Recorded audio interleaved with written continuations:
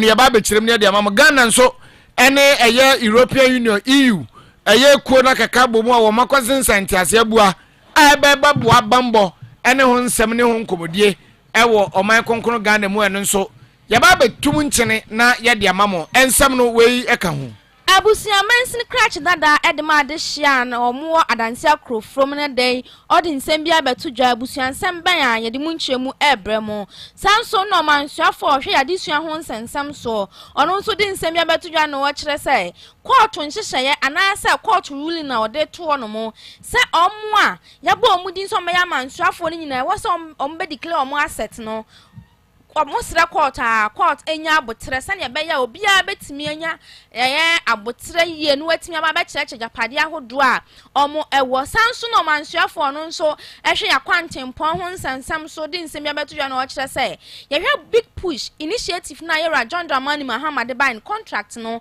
emu maako eye 44% pe ena ye timi ede ma nipa bi se omo ankasa emra me ye wa abra mpanimfo entimi emmiemu sanso ena ye okudo to abra kwanso ede nsem bia betodwa no wo kire say ebibi man ka bom no ye wo aye history ye wo history kase pa wo se sa history nyina ye timi ebiabia ma afoforo nso ehunu no mo ti ase no mu kwan ye fa so a ye benya ye fa ahudie wo man mu abusu ensem ni nyina ni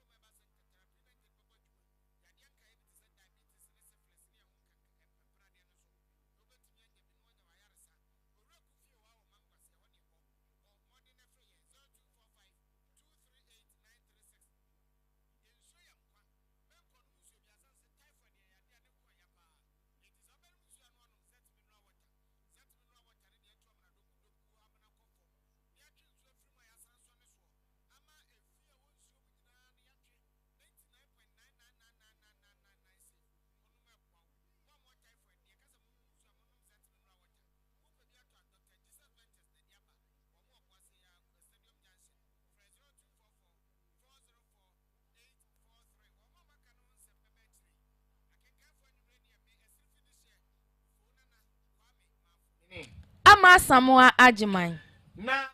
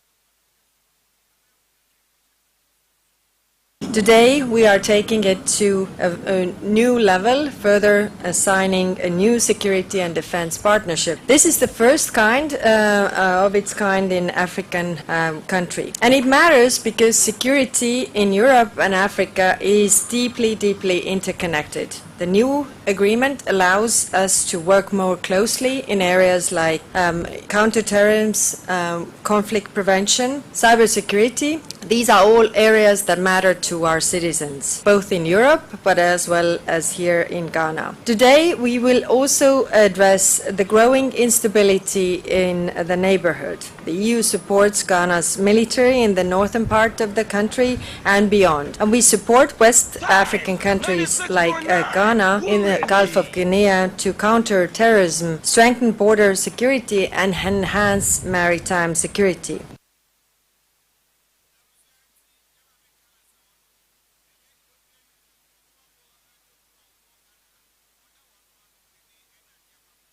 Abusa egusu a ebe nsam no ede mamu ne de ni twemu e weyewura Samuel Okujeto abrakwa na so ye papa e wono e no ye omansuafo a wo hwe amanone ho nsensem so na ne den no de na ni twemu e wo New York e wa abra na UN headquarters o mu de dwumadie sonko bi kra e wo ho no na sa dwumadie yi mu no e no wo kasa ase na ode nsem bi to dwa no wo kire se si ye hwe wo man yi mu a ye wa abakwasem pa na sa abakwasem ye tu yani ekosi yachi a ye rate mi hu ya ho san free say yani ankasa ya maame nom ya nananom omo ya ma meto omo no safo ye befa omu nyina domum emom kokwaye enkoa e wo obi man so na impo man mu ham se kra no dodo na eye enkoa wa hanom se ya na ade a emom nya fa ahudi ahodo ni nyina no abrofo itimi tietia so a ma omo antimi anya omo fa ahodie na wo kirem a se ye betimi adi sa dwumadie sunkun kra ma na ye de ama na ye de ama emunso ahyenkenyan pa de ne wo se yetimi ka ema obi biara ti ase se sa ya bakwasem a ye becheche ya nananom emom kokoye enkoa no e wo se yetimi edi sa dai na di animonyam hye afenso no ye di sa da no ne ye di responsibilities ahodo ne nyina etimi ka ho ne ya kai ekwan a ana se fa ahudi a omo antimi enya ne yetieti omo fa ahudi so ema omo etimi di omo moja egu ho no mo de mae no ye di ni ahyemu kena paaye. Today's meeting will throw further light on the historic resolution that President Mahama is tabling tomorrow to declare the transatlantic slave trade as the gravest crime against humanity. This effort is not directed toward reopening the divisions of history, but toward affirming historical truth and strengthening our collective commitment to justice, dignity, and equality. Excellencies, ladies and gentlemen, Ghana is deeply grateful to the many partners who have joined in supporting this initiative. We acknowledge with appreciation the African Union, the Caribbean Community, CELAC, member states across regions, all regions of the world, I must emphasize, because President Mahama's resolution, as you have recognized, is co-sponsored by member states from all regions of our world. We also acknowledge global experts, civil society organizations. We deeply appreciate the contributions of the Congressional Black Caucus, civil rights activists in the United States of America, including Reverend Al Sharpton, Mr. Benjamin Crump, and other young activists from the New York Reparations Committee, and many others who continue to support President Mahama's initiative. Abusia oro no munyamfo Samuel Okujeto abrakwa ne eni ekotie no.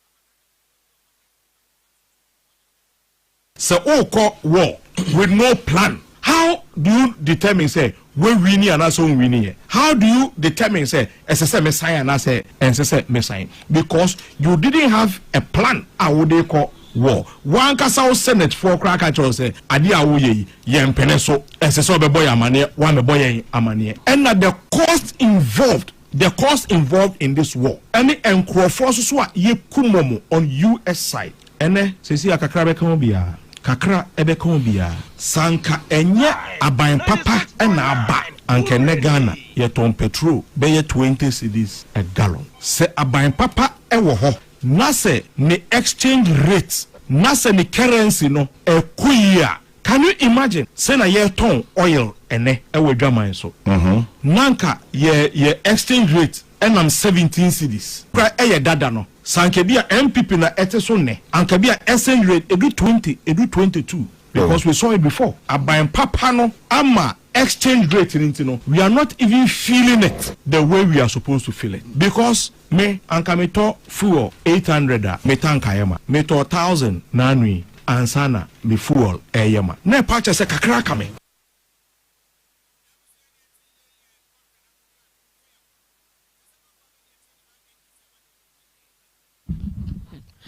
Abusia ya to ansam no so etimi Agyemang mu nana de na mansuafo a ono na hwe yadesua ho nsensem so yewura haruna yidriso ono anso ena ye mrahye bedwani di ma adehye mo tamale south odin nsem bi tudwa no wo kire se ye hwe supreme court a wo wonhye ye bia ho no mo e kire se se ye bo obi din so ma ye mansuafo a e wo se sa nipa na oba no be declare ne asset na japade o wonyina oba na Ghana fo ye hu se ampa ye be bo wudin so be ye mansuafo a wo be hwe apomudin ho nsensam so no fie a wo dada no ebia ya mienu anasa ya miensa enti se wo mfra ba enwa so na se wanya be ya enum aka wana kire se asembisa bi wo ho na numu no ene wo kire se mpanimfo bi apono to ho se sam mpanimfo ya bobo mu nyina di ama mo position na se ama mo dibre no obi amra no ma mekle ne asset nanso no mpanimfo tena ho no mo a dodo na ntimi amba enam so no e ma supreme court di busumi nsia eto ho no mo se obi a entimi momodia no mra medi sa adwumade nanso motena hotena ho nipa dodo na ma enam sa ayo so ma supreme court ye na adwen se o tumukura na kire se sisie no omo nya daage ensa ma metena ho so mba betwen obi saf no ba be declare ne asset if so modi nkan atena ho no ma obi ama na numu no wo kire se entiatie bi anim se mpanimfo betimi atena no makasa an enipa dodo na e wo se nkomba no be declare omo asset no omo ama enu ntino yanso ya tu ye nkrata mu na ya tu ye office mu na sa adwumade ne de abawie wose da bi omo ya ne sa enyeye.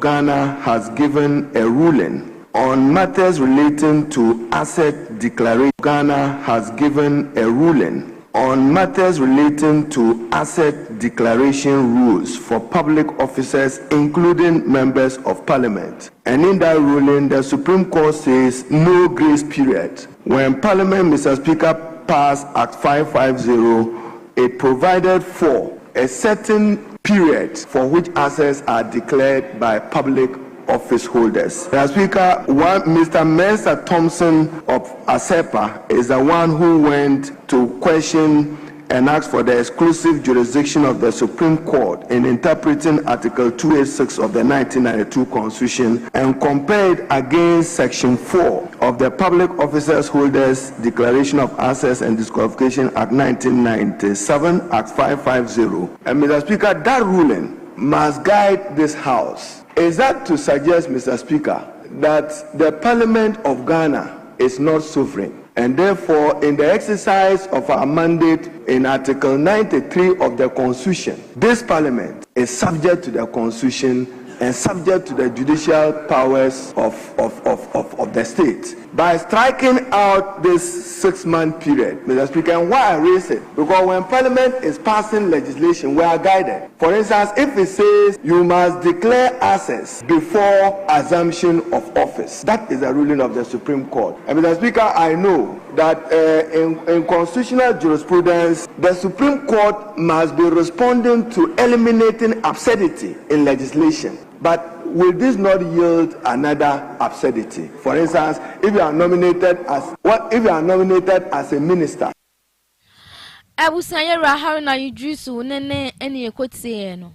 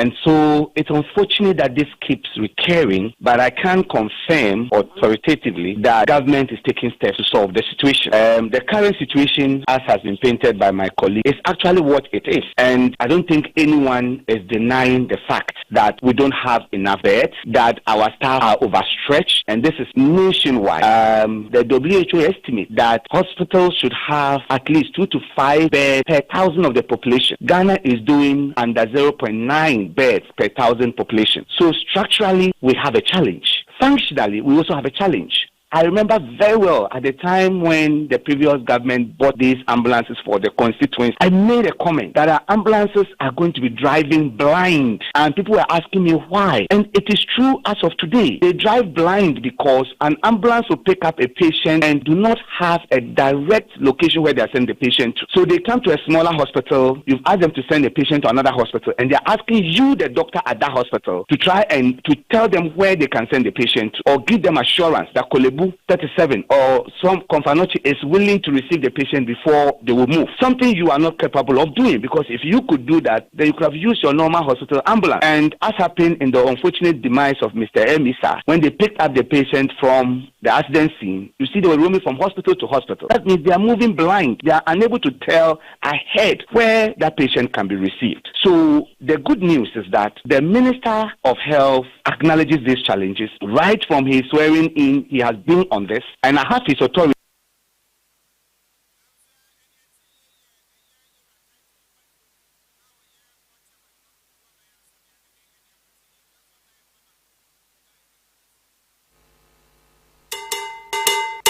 Amanfo Edoye Herbal Center dia di fufuro biabo.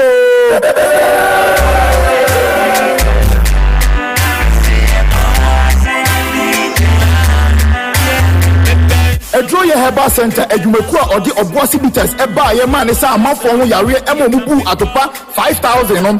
Awosade oboasi gringo bitters enso ba ya amanfo etugu so no. Wode ensa fufuro biaba eye ginger ensa. The friend oboasi 442 liquor. Oboasi 442 liquor eye ginger ensa. Yade nubra ene hama afra ena yade ayeb. Bomodi anema wonsanka bi. Wo ya bema na monuma ubebu atopa 10,000. Ema no so numa omubeti de sansu na emema so numa ubedi ache.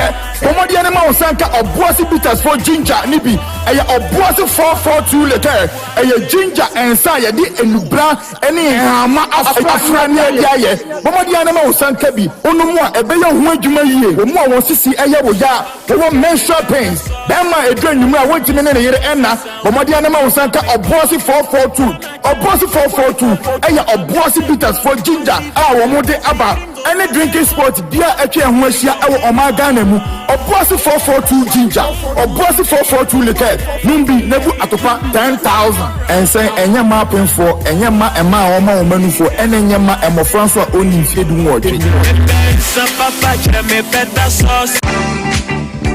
Get ready for something joyful, durable, and smooth. Wow! Introducing the brand new Infinix Smart 20 with a storage capacity of up to 128GB ROM and 4GB RAM. Enjoy pure clear voice calls every single time. With the Infinix Smart 20, power through your day with a massive 5200 mAh and durable strong battery. No stress, no low battery wahala. Enjoy powerful performance for your apps with the latest Android 16 on Infinix Smart 20 and experience the ultra smooth 120Hz display. Scrolling just the glide. And yes, Infinix Smart 20 is water, dust, and 1.5 meter drop resistant. Built tough for real life. The best part is, it's very affordable. Infinix Smart 20. Joyful, durable, smooth. Get yours now at all authorized Infinix outlets nationwide. Infinix, the future is now.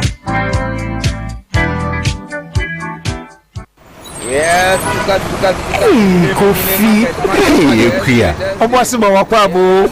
Kofi, Kofi ama meni anje pa. Nemmum ase ye kroyi. Ahotia no akofom kakra. Ana No kreminia. Gote mu fini so yiri mfata yan kra. kra. Imagine obuasi a efi enni ho. Yare don so ate. Ebenye frama pa ahome. Na ye ntutu bola engu basa. He, medaya so pa eni se. Obuasi ni kra emute pa wagana. Mo Ekuya, anya da so keke. Ebetumi abemu se ye nyina aboa keeping obuasi clean campaign na. Ni nyina egizame no ni obiara so. Se ebe prapra ni edi empotemu ni eje nra ye tugu basa no. Ame, si yititi ye gata yimu ye. Na ya ma insuofi engina faako. Eduedu nnua na ye boy ya sase ho ban efi ho a. Obuasi ni mbete aye kra behwe na ya pomuden so edimu. Ye betumi aye. Ebusia, obuasi baako pe na ye wo. Yembo ho ban, yendi ye heni, ema ya pomuden ene ye dachi asemunti. Enti obuasi man, mama ye nyina nsori. Ni ensomu bi. Di umpotem ni o. Na yempefi. Keeping Obuasi Clean Campaign no, Efi Agamal, Obuasi Municipal Assembly, Obuasi East District Assembly, any Anglo Gold Ashanti, na de so ansini ye BMZ, and then nam GIZ need develop so na de braye.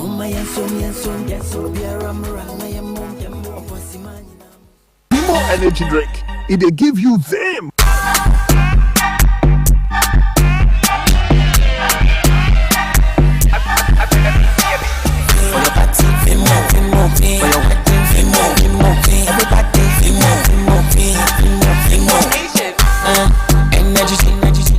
For the body, champagne with it is refreshing. I get some remedy. See combinini, they give it power and vitality. They were the thing they do me, come and taste and see. More energy drink. It dey give you them. For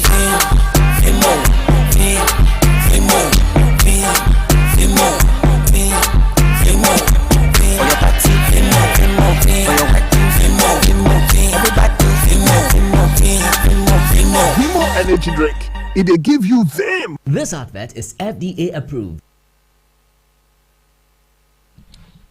Abusia yamamumo ni twan ya to akase bonu so etimi ede amamo na ye gberemu ewa afisemu Mensi Cratch dada de ma adishia omo adanse akro from ye road monyamfo Jonas Morris Wood ene wodi nsemfo bia betudwa no kire say amanfo kekan na mframa musan akro from NPP akonwa no no so ba be pribi wose da bi no kura bia ni muda na ye kan panimfo omo preye ema NPP timigina ne nan so eye akro from a okasa mpanimfo yi ho pa ntinya ade say obeka so oba be sore no no so aba be presa akonwa ni bi na mum enipa bia NPP amanyoko no beyi na ba no ewo eye akrofrom no ono nso ebegina nipa kro na chi pampe amma saa nipa kro no nso no watimi akonkoden amma watimi asanso agye akonya no ewo adanse akrofrom biem And so it's unfortunate that this keeps recurring, but I can confirm authoritatively that government is taking steps to solve the situation.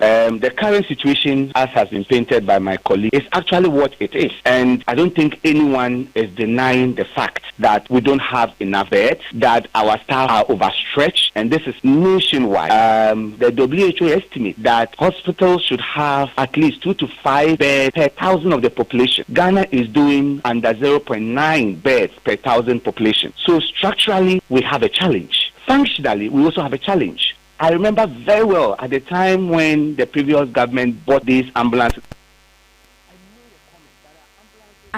Ebusuya, and then that's ya came to ya share. You want your bebo etimi edi amamo. Ebusa mi yanko te yera Jonas Morris Wood, nensa ma wakan.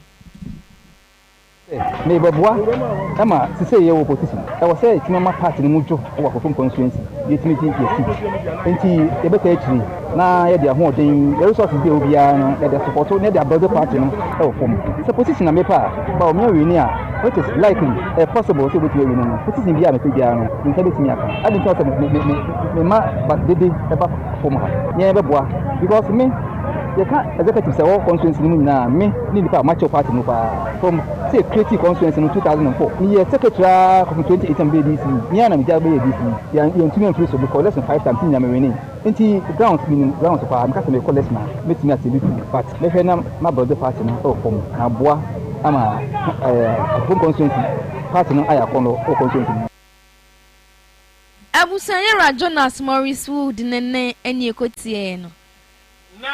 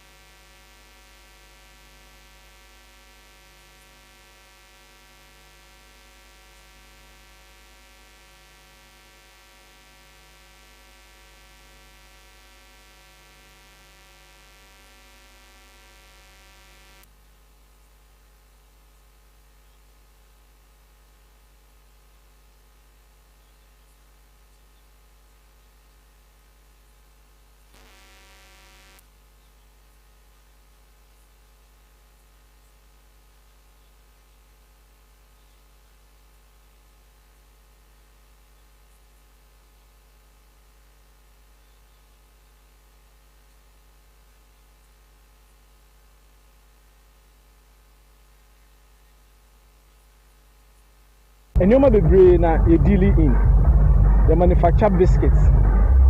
Your different types of biscuits bebre. So pe biscuit udia ubetime nyina che na be so da e pa the whole Ghana biscuit bi enu ha ubetime nya na sa Agyemang foods biscuit for digestive your crackers your shortcake enyina so e wo ho apart from no so yes how different types of toffee ni nyina he ya na ye no toffee a udi tu wonu mu a udi a utimu se emo adwum kura bie yenkwan product na udi a na e de 10 years so aka wo fie ho Agyemang food industry pe na benya no ho fully Ghanaian owned na yen fire standard eni agro da bia objective nyina na se be emi to aiming for excellence and one idea eni eden edi echire o here toffee na ye wo akono ahoto ginger ho ye wo 10 times mint toffee ho ye wo 3 different types of lollipop and so ho we have the roll pop, we have the star pop, we have the pop pop brand agidi pa ukwa dum o kan shi ba bia obi anim sa brandi apart from anya no nko so yes our milky so ho candy your milk cream candy so ho we say we no kra na sa ba your flour your hard flour ma mo to bread mo bread no mo pe flour good quality pa your hard flour no is one of the best man of flour udu asafo na wo bo flour wo load flour no an load sa flour na say obi a wa start eduma no foforo your pastry flour and also your pan pastry flour and also your kama pa we have the 25 kg we have the 5 kg we have the 50 bag which is the standard size and also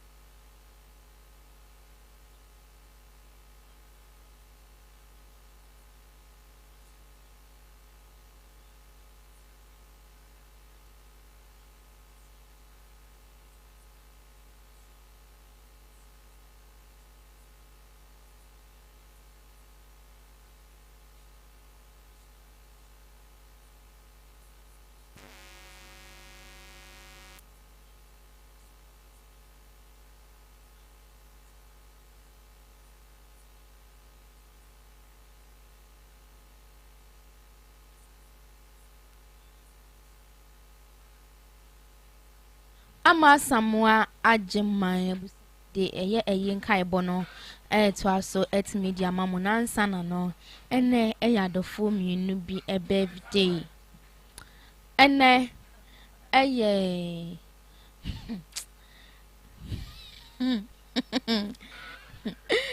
ene ye nuaba eye gift mensa adodo na friend se na na adwoa ene eye wawoda oye chwechwe ni osanso eye fashion designer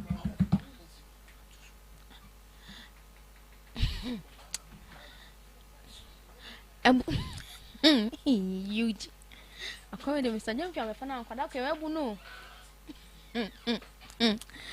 abusia na ye gift mensa adodo na friend se na na adwoa na woda gift go ye chwechwe ni osanso eye fashion designer ene Ompaja mfra adum mfa nko adum de opebia ewade enye emfama wote akra enkran mountain so wona wote wudu ujumedi ahudo ni nyina we efri Mr. Work hono mo ena wose yen show happy birthday pa sanso ena ene eye se wakoto ene eye wawoda uko school ewo Abundant Grace International School umami din di retamensa owo eye Estate Health Center ose ene eye wawoda kese pa nti we show happy birthday ose erade nshao oma wonye ni papa na oma wonye ni papa onshua oma wonye nshua emma ebusua ni nyina oma wonye nshua ma ebusua ni nyina oma wonyini enkodru eye 96.9 eno ni nshua o mame eni wabusua fo nyina enso ese ede amawo abusua media yenkai bono etwaso etimi ede amamo bretu abusua panyini ampon awo asen adubiase sanso ena abusua panyini ankoma hene owo asen yankoma se nana ohemme ware wotoso ennan nana ampofua ampradwoa yebua wotoso mienu abusua panni yaw safomafu wenum eni abusua eti ayimpaso na mabie eye Lydia T Kodua owo USA Beatrice Kodua adodo na friend sana na yawo yedwadini Dina Kodua adodo na friend akosua boajoa ono and that not by might coastal ano Teresa Kodua Believers Coastal Sansana Joanna Kodua adodo na friend se efia Joanna oyedwadini ewo boase Madam Dokas owusu dodo na friend akosua bimpoma oyedwadini ewo kumase abusuani abusuanka nyina de areho ni wosun ese adofo nyina se omo maame omo ade nyina oba apanyini Teresa abena yebu apenkra anadodo na friend se maame ata wonya mfinhia no aduwatwensia ye maame da ya awansore owo therefore de napakan aba befa ye maame etimi ede ne ko